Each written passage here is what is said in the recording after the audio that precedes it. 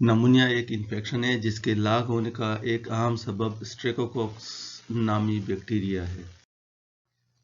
اس لیے اس مرض کو اسٹریپٹوکوکس نمونیا بھی کہا جاتا ہے۔ نمونیا کا مرض پوری دنیا میں عام ہے۔ یہ بیکٹیریا یا نمونیا پھیپھڑوں پر اثر انداز ہوتا ہے، جس کے نتیجے میں پھیپھڑوں میں سیال مادہ یا پیپ جمع ہو جاتی ہے اور سانس لینے میں دشواری ہوتی ہے۔ 2019 میں نمونیا سے 2.5 ملین افراد ہلاک ہوئے، جن میں سے ایک تہائی تعداد 5 سال سے کم عمر بچوں کی تھی۔ نمونیا 5 سال سے کم عمر بچوں کی اموات کی سب سے بڑی وجہ بھی ہے۔ مختلف تنظیموں کے مطابق دنیا بھر میں سالانہ 8 لاکھ سے زائد بچے اپنی عمر کے 5ویں سال تک انتقال کر جاتے ہیں، جبکہ ہر روز تقریباً 2200 بچے اس مرض کے ہاتھوں انتقال کر جاتے ہیں۔ ہر 39 سیکنڈ کے بعد ایک بچہ نمونیا سے متاثر ہو جاتا ہے، جن میں سے زیادہ تر 2 سال کی عمر تک کے ہوتے ہیں۔ 2019 میں لگ بھگ 8 لاکھ بچے جان سے گئے۔ ان میں سے زیادہ تر بچوں کی عمریں 2 سال تھیں اور 1,53,000 بچے زندگی کے پہلے ہی مہینے میں جان سے گئے۔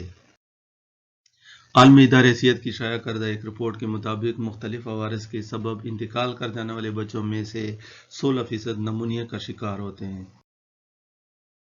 اس لیے یہ کہا جا سکتا ہے کہ نمونیا بچوں کا قاتل مرض ہے۔ یونیسیف کے مطابق پاکستان میں روزانہ 5 سال سے کم عمر بچوں میں سے 2200 نمونیا کے ہاتھوں جان کی بازی ہار جاتے ہیں۔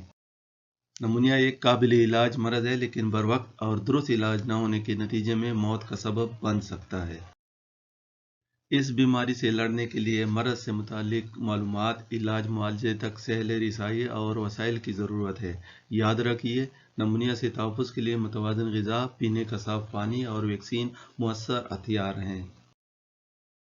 اس بیماری سے بچوں کی جان بچانے کے لیے ہمیں ہنگامی بنیادوں پر ویکسینیشن، اینٹی بائیوٹکس اور آکسیجن سلنڈر کا انتظام کرنا ہوگا۔ ایک محتاط اندازے کے مطابق 3% اموات کی وجہ فضائی آلودگی ہے۔ دراصل جب ہم سانس لیتے ہیں تو ہوا حلق سے ہو کر پھیپھڑوں کے اندرونی حصوں تک پہنچتی ہے۔ اگر پھیپھڑوں میں کوئی مضر شے داخل ہو جائے، جس میں کوئی بیکٹیریا یا وائرس موجود ہو اور دفاعی نظام کے ذریعے یہ مضر شے خارج بھی نہ ہو سکے، تو شدت کی صورت میں پھیپھڑوں سے متعلقہ مرض لاحق ہو سکتا ہے، جس میں نمونیا بھی شامل ہے۔ آئیے ہم سب مل کر اپنے ماحول اور فضا کو صاف رکھیں اور اس مرض سے متعلق جامع معلومات پھیلائیں تاکہ بروقت علاج سے 5 سال سے کم عمر بچوں کی جان بچائی جا سکے۔